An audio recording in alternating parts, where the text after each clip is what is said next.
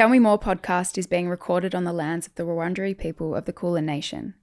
We pay our respects to elders past and present and extend that respect to all Aboriginal and Torres Strait Islander cultures. This episode contains content that may be distressing to some listeners, including discussions of mental health, self-harm and suicide. Please take care when listening. If you or someone you know is struggling with any of the topics discussed, please reach out to Lifeline 13 11 14. There are other resources for support in the show notes.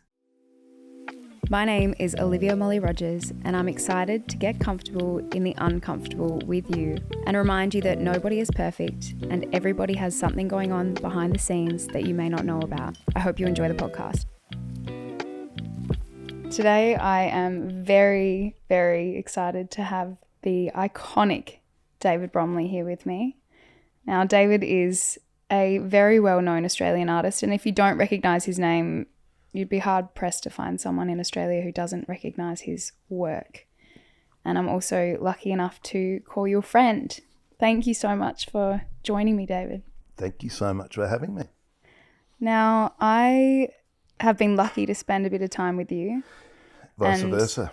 The first time that we met was on a photo shoot, and we got told to shut up several times because we were just jabbering away. And that's one of the things that I love about you is that you are very open and a storyteller. So I'm looking forward to some storytelling today. Yeah, and no one's going to tell us to shut up. Exactly right. How long do we have? Well, I mean, as long as we want, but that could be dangerous.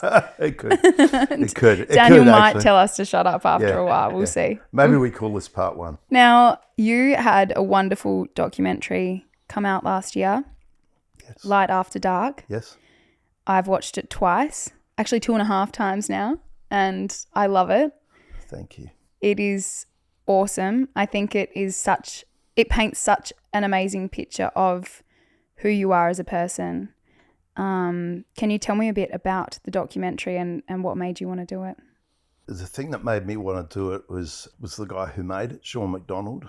We had come across him in commercial work, and we're very pleased to hear that he was not attached to the people that we were working with, and he had his own business, and so we asked if we could use him on a regular basis.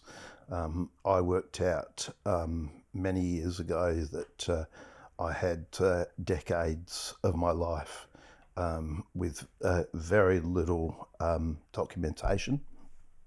And, you know, as John Lennon said, you know, life is what happens when you're busy making other plans.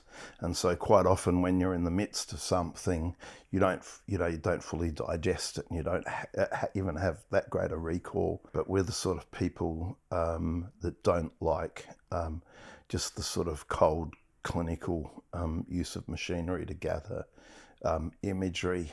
And we just completely lucked out with Sean, because wherever you go, he goes. You know, he's not just observing, and you know, he's in boots and all. He has a curious mind. He's extremely good at his craft, but you know, his probably best feature is probably his personality, which I love dearly. And when I would see him air drumming and things like that, I realised that he had the boyishness that I think I have, and yet at the same time seems to be able to sort of, you know, carry on with some sense of sort of sophistication or intelligence. He flippantly said one day, after doing numerous things with us,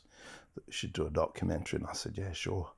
And then he thought, well, shit, how do I do this? So I'm pretty sure he did something like look up on one of the search engines, how do I make a documentary? Really? Yeah. You need a team to make sure that, you know, the simple things are captured. You know, one is which of great sadness to Sean, is my more sort of easygoing nature as I age, because I had a fairly good reputation of, some pretty sort of major blowouts, which he loved and was very excited about. And they don't happen as much these days, as I said, much to his sadness. He wanted more drama, and you gave him zen. But other people have attempted to, to work with me on a documentary, and I have noticed the camera go away when the dummy gets spat, and I just thought seems, that's a really big red flag. Whereas Sean would be sort of like a dog. When you grab a stick, he'd see my eyes start to go red and the steam come out of my ears, and he's sort of like, throw the stick. That is what I loved about the film. I mean, I loved a lot of things about it, but you were so yourself. It was very raw. There was a dummy spat, a dummy spit, dummy spat. Yeah. Dummy spit. Well, I suppose thrown it's in a there. dummy spat because it happened. Yeah. It's past tense. Yeah, past tense. You go a lot. I know Sean said that initially, he mainly wanted to talk about your art, which I would also love to talk about, but Sure. It took a real turn into more of your experience with mental health, because he said that he kind of couldn't not, go into that. People talk about, slipping over or cutting their foot or hurting their back or whatever, but when it comes to mental health, to me, it's just, it is just, I mean, it's a lot for my health, but at the same time, I don't know, I can't believe, that I've had it so badly for sort of 40 years, and now it's almost a thing that has its place, and to me it sort of I don't know, I think it undermines progress when there's a certain sort of etiquette or a place for it, which is usually someone getting to the stage, where they explode and something really badly happens. Crisis. Man. Whereas to me, it's just something that I just, need to. I mean, if someone sneezes, what do people say? Bless you.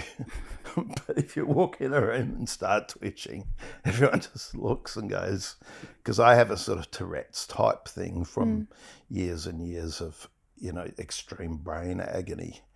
And, sometimes cups of tea go flying and stuff like that.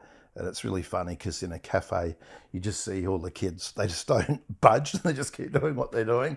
And they're like, that guy's arms are flailing around the place, but it just happens. How would you define your mental health? Indefinable. It's, to me, it's like a recipe. And, Mum said as a kid, why don't you go and join a group of people who have agoraphobia? And I'm like, well, number one, I don't want to meet a whole lot of people with agoraphobia. I do not want to be defined by this, which is somewhat of a massive contradiction when I say I talk about it a lot. But, I certainly had, schizophrenic episodes, when I was younger. What did that look like?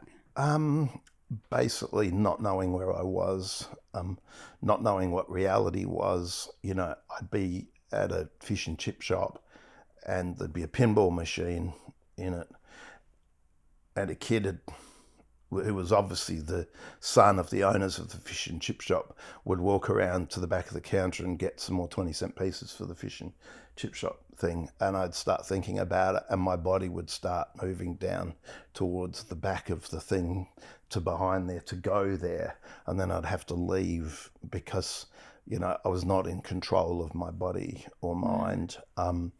Night terrors, hallucinations, and I think everything sort of, it compounds on itself, because when it starts happening to you, and I was, you know,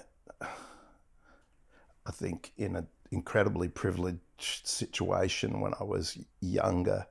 I think I was fairly attractive young white kid who never had to listen at school and always got straight A's. I like girls like me. To me, every day the sun shone, and I didn't have a second plan to take on the fact, that I couldn't go outside. Random things would happen to me. I developed a list of phobias so long. I mean, I was claustrophobic and still am, and agoraphobic. And so you sort of, you say to your auntie says, "Oh, let's go to the vineyard for the weekend." And I go, "Well, I'm not too good with open spaces." And she said, "Well, that's fine. There's a little shed you can go and sit in." You're like, neither of those options work. Yeah. Or my cousin's wife. Yeah, well, it's that flippant too, Well, don't worry about you. We'll all have a nice day and you can go and sit in the shed. I can remember my cousin's wife, saying to me, and it was the bridge to their place. And I remember getting there and she said, "God, imagine what it would be like if you actually had something wrong with you." So, there's, in the 70s, doctors told you that. Like you said, you feel weird. And they said, well, let's just face it, you're a loser, And I mean,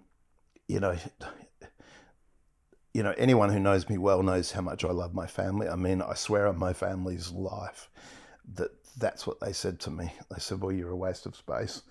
So you'd go in and you'd seek something, or, I can remember saying to Dad, just my bed is spinning around, I'm hallucinating and stuff. And so Dad took me to hospital. I mean, I could see that they were possibly interns or something like that. And, they were laughing, Really? and probably thinking, that I'd just sort of taken too much acid or something like that, which, I mean, that was all around me, and I did take drugs, and I did,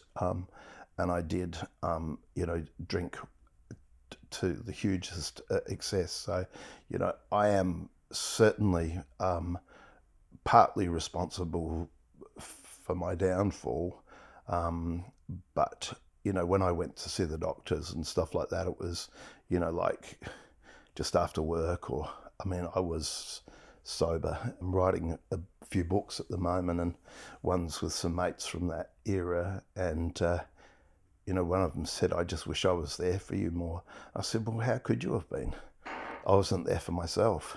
Well, and no one spoke about it. Well, what was he supposed to be there for? Yeah. I mean, as far as he was concerned, his fishing rods were on the top of the car that I smashed through the fence, and I smashed all his fishing rods. And it was only the week before that I'd done something else stupid, and, constantly, because I was self-medicating all the time. And I'm hanging around with crazy people, the majority of them. I mean, we did some maths the other day. The people I'm writing the book with, and 85% of our mates are either dead, in jail, or in psych wards. So, I think everyone was on a certain sort of, phenomenally, thin line was the line that all of us seemed to be working on. I have been locked up in psych wards and things, and I've seen some pretty terrible things, and certainly aware that my level of mental health, seems to have, with a great deal of management, quite a lot of upsides and potential doors out, steps up, and also to... What do you mean by that? Well, just, there are levels. The schizophrenic episodes, I feel some strange sensations, and I still get night terrors and things like that. But, I've met plenty of people in psych wards, and you become extremely aware, of your own vocabulary in it. and then you talk to different people about what they've done and what they're up against, and then perhaps, you know, they don't have the intellect, the sort of ability to discuss socially. You know, they have everything against them, and they have a greater level of mental illness than I do, and potentially lack Support the systems. skills to be able to move forward. But I've garnered certain amounts of those, and for those, not only am I grateful, but it would be an insult to the people that have more severe problems than me to say, well, it's okay if you do this and that. And people still say it to me all the time. They say, well, you don't need medication. And I say, well, you don't need medication. Or are you willing to sign an agreement that if I jump on a plane without medication and I have a total flip out, that you'll look after my family and you'll pay the bills and stuff? Or, you know, if I have a seizure or something like that, that you'll look after my family? Because that's a very big statement to turn around and say, you don't need this. Yeah. You know, I mean, and I like, you know, I definitely am the one who takes pretty much full responsibility for the management of that. And, you know, I don't want anyone hurt. I don't want myself hurt, and I want to be there for my family. So, and my beloved creative life, you know, I have so much to be grateful for, but I also have so much to gain from managing, you know, from managing this. And it's a cyclical thing, because if you have certain things in place to manage your mental health, you're often in a situation where the very nature of it means that you're not going to put yourself in the line of danger or something that might upset it. So ultimately you could call your mental illness your best friend, because it stops you from, you know, cliff edging to the greatest degree. But that's where I feel like I am incredibly fortunate, because I certainly have met an incredible amount of people where their illness is not their best friend. You know, it just virtually murders every opportunity and every walking moment. I've been like that for periods of time, but I've been lucky that. What have you done to pull yourself out of those times? It's like, I wish I could remember the name of the author, very well-known author. I think he wrote Treasure Island and stuff like that. He said something along the lines of, you know, giving up smoking is very easy. I've done it many times. And, you know, I'm like that with my mental health, I suppose. You know, getting things right, you know, is easy. I've done it many times. So I've pulled myself out of it. I've dropped myself back into it. I haven't noticed certain things happening, but I've taken myself back there. But, you know, there are some charming things on the way. I was in a facility called Glenside in South Australia, which was just textbook, you know, Harry Potter-esque meets The Shining.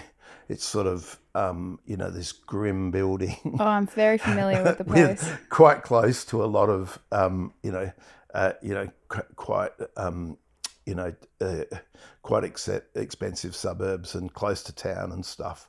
But there's this sort of like just this hell. And I had tried to hang myself, and I was walking down the hallway and I saw a girl with her arms bandaged. And this was, so how old was I then? I think I was about 23. And I looked at this girl sort of slumped in the corner. It was very much like that film. See, we need Google there all the time with Angelina Jolie. Oh, Girl. Yeah, What is it? Interrupted. Girl Interrupted? Yeah. And there's me sort of thinking, oh, wow, that's pretty full on. And then I went to the bathroom and there's no hot and cold taps and stuff like that. and looking in the mirror, and I had burn marks all over my neck.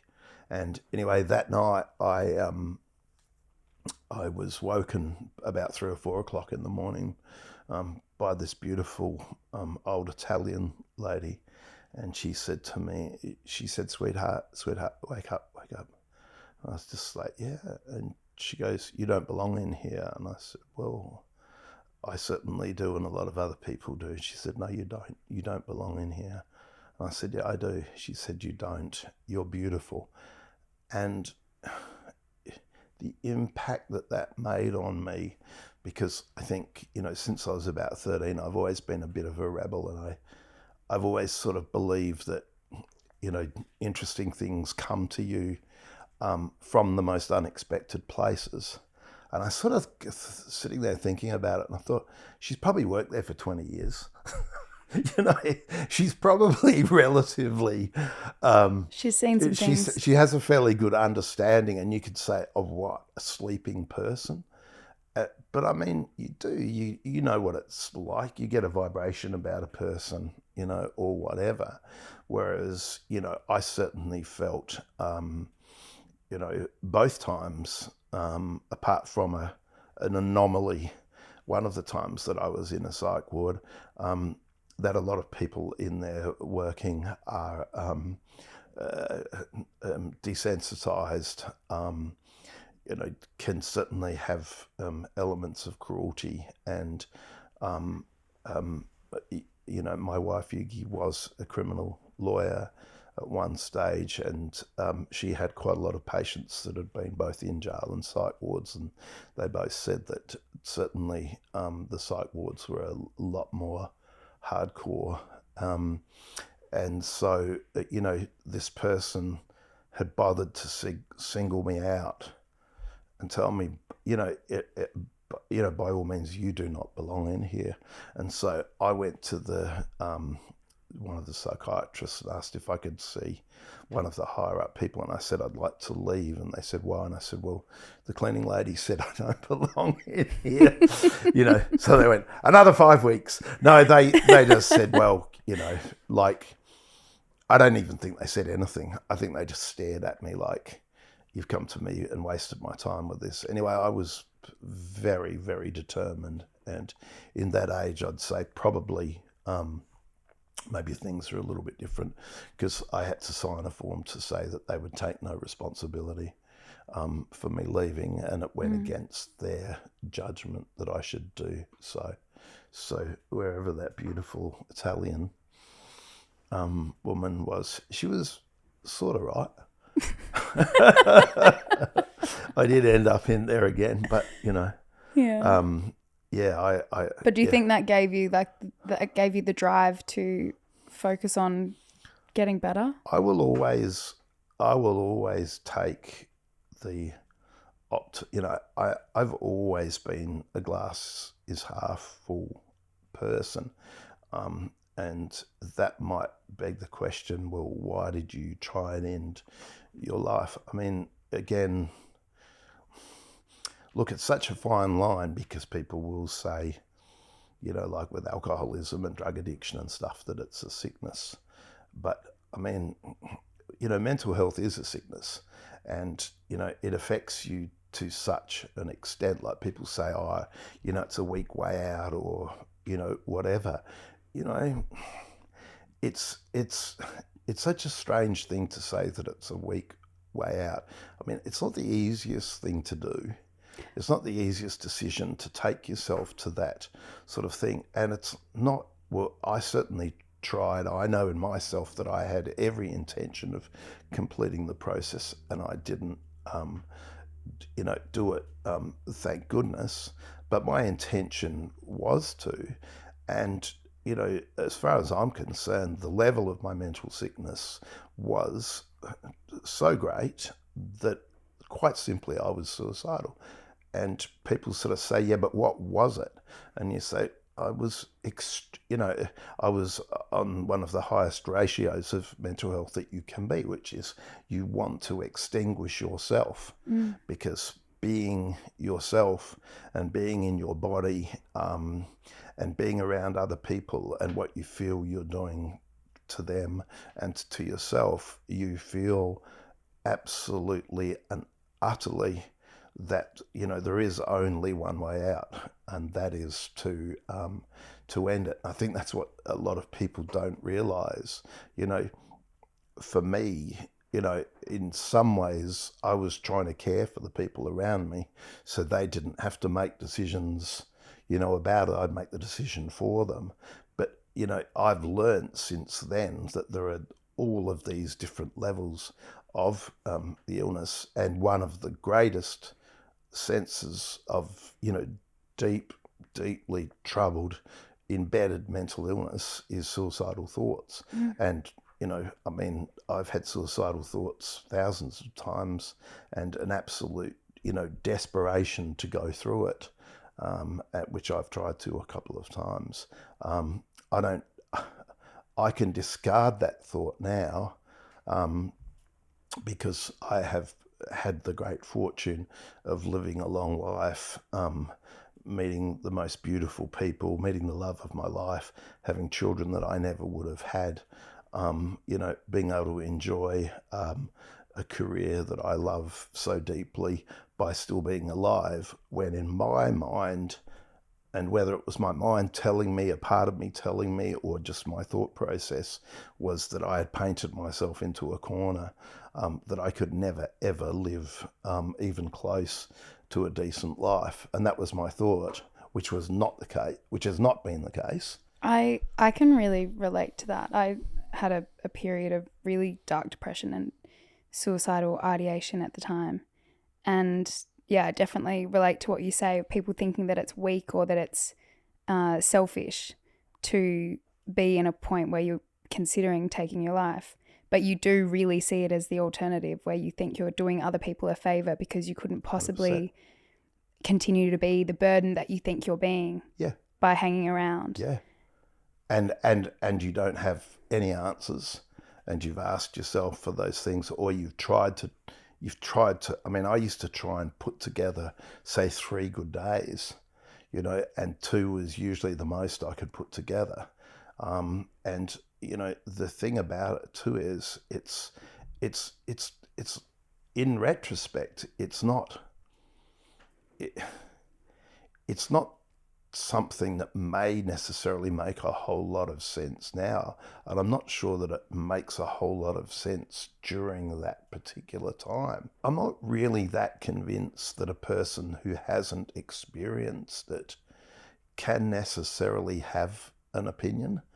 You know, I mean, if you haven't experienced it, then I don't know, it's an opinion. And I say in the film, you know, if I had a fucked in the head David Bromley bomb, I could throw at people so they could experience what I experience.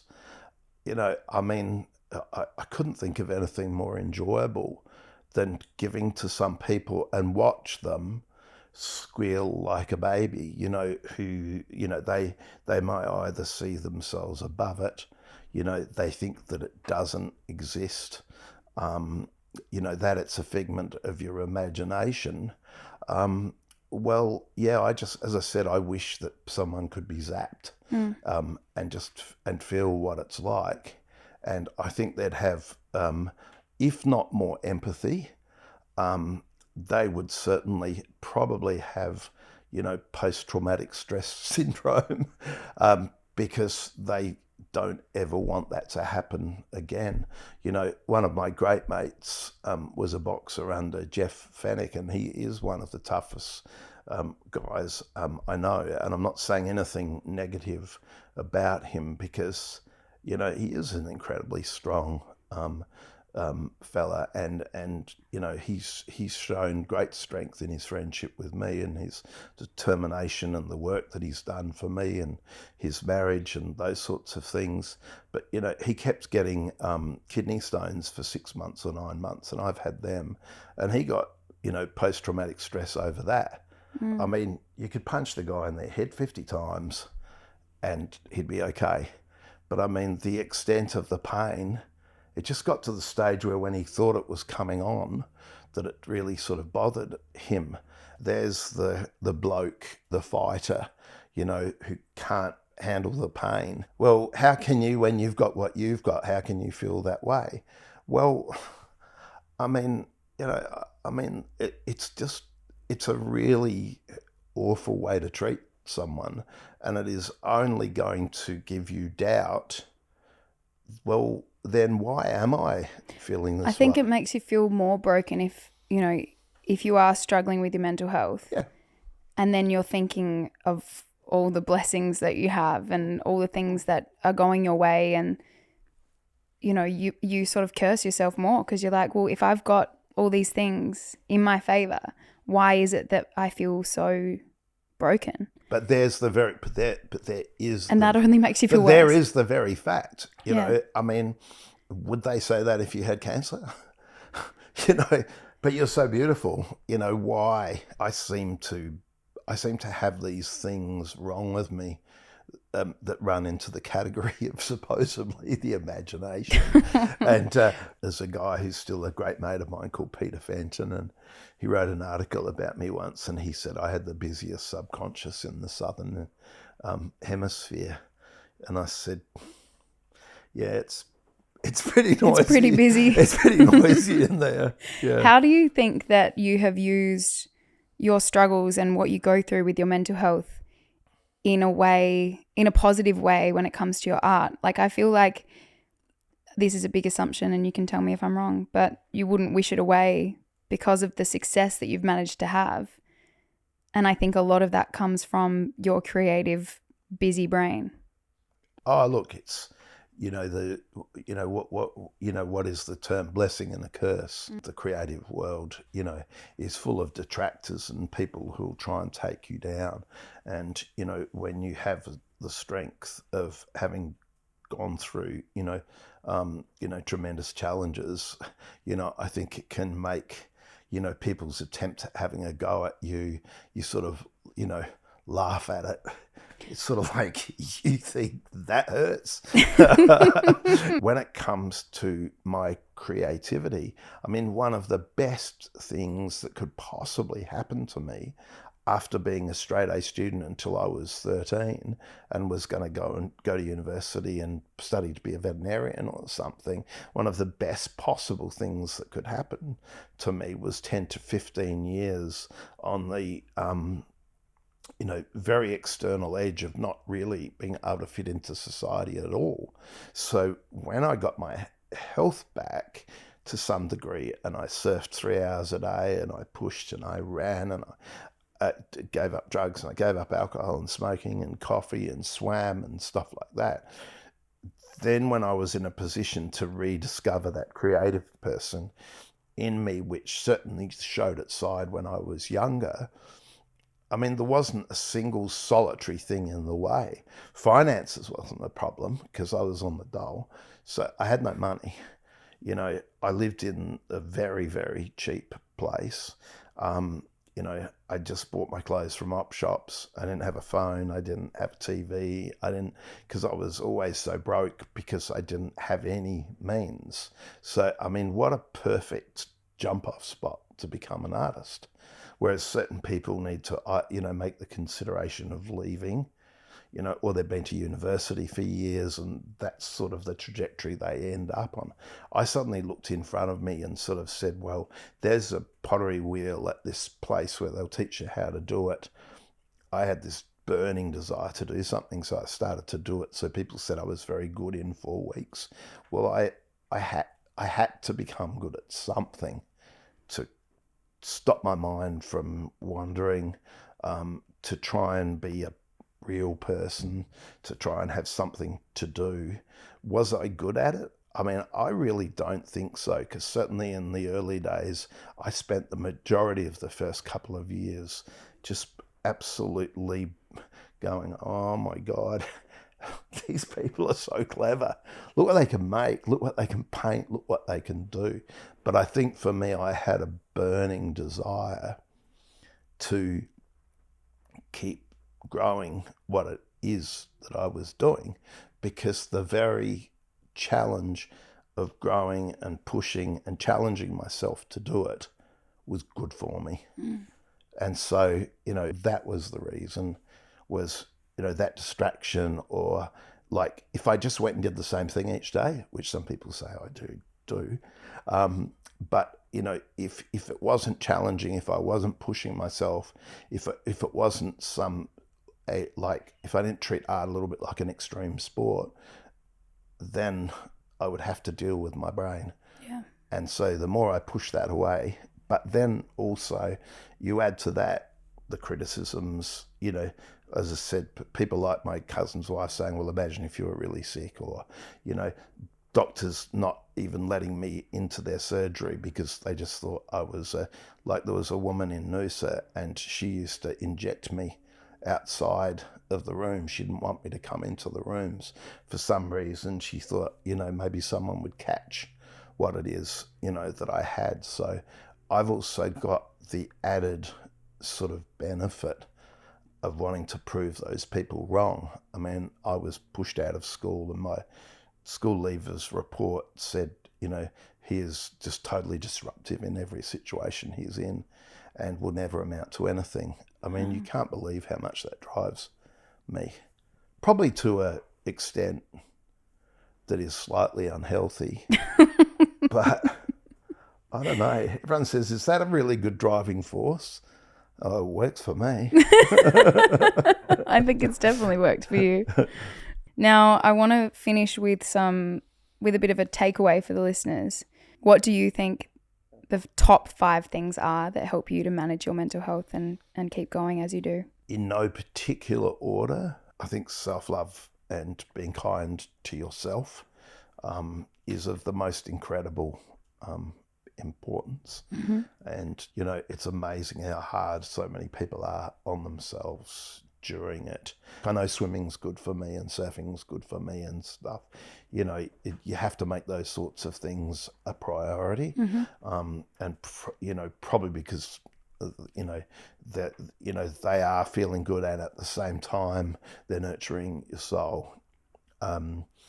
My own personal belief is sobriety is it gives you a massive head start. I think medication, like anything, can be mismanaged terribly. But I think basically, if you work on it, and I'm a fairly sort of conscious taker of medication. I am a watcher of it, and I always weigh up if you sleep, with the aid of something. And I've noticed in myself, because I've never slept virtually my whole life, and I've started taking things to sleep at night, and I had always heard that sleeping was restorative and good for you, and holy shit, they're onto just something. Amazing. Trying to form a relationship with an intelligent, insightful medical person, be it a psychiatrist, be it whatever. It's definitely a journey. You're not going to find them on every corner. I don't want just the education and the certificate. I want the insight as well. Mm-hmm. And then I think living a purposeful life, has so many different attributes to it. And if that purposeful life can mean that what you do has meaning and can potentially have meaning to those around you. Being a creative, I think I've had some unbelievably incredible paybacks in my life for the pain. And I'll have to go to 6 because I don't have a spiritual leaning.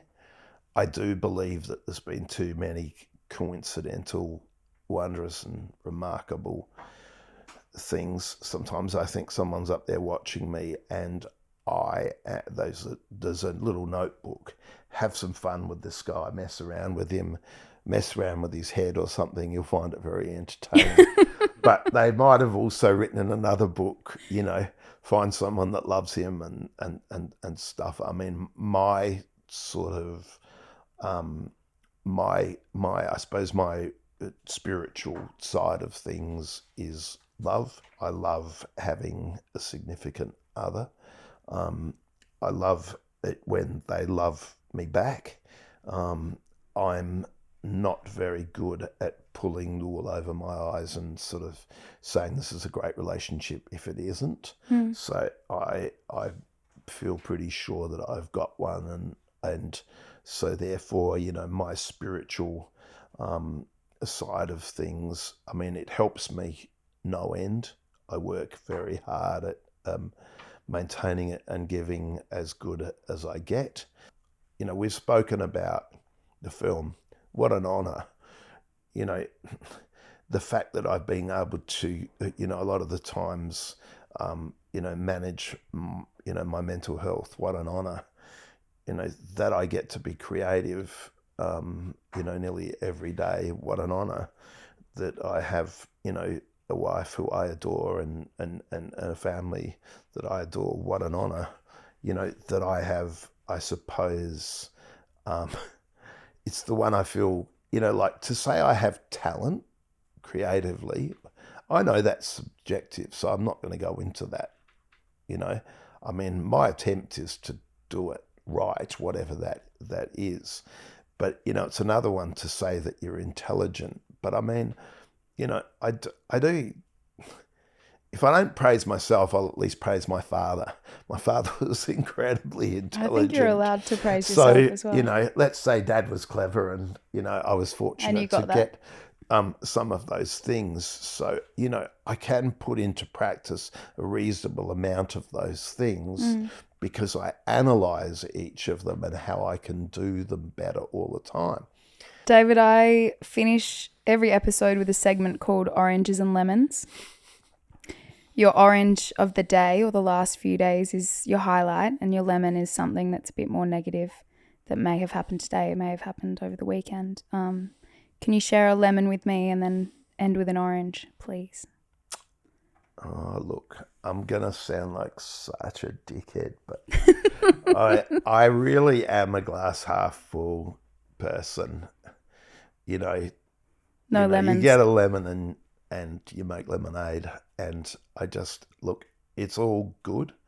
And as I was speaking to some kids the other day in this mentoring sort of program, and there was some very major players in it, and I got voted the best mentors, and I think because they were troubled kids and came from challenges and stuff, I think they love how much I swore and that I had tattoos and stuff like that. But it's really interesting because I said to them, one thing they've always got to do when people ask how you are, you say you're fantastic.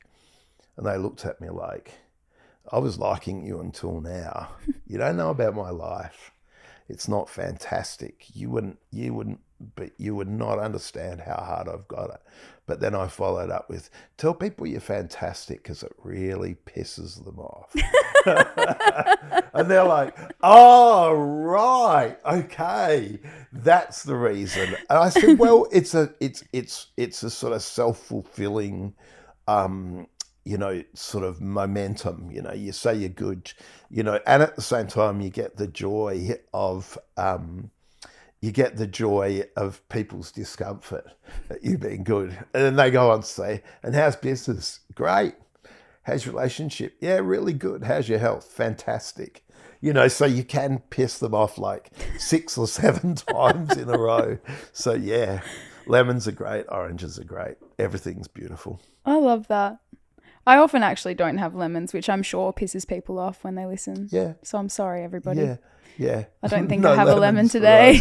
And if we do, just any urge to pull a funny face, just say, that was a particularly sweet piece of fruit.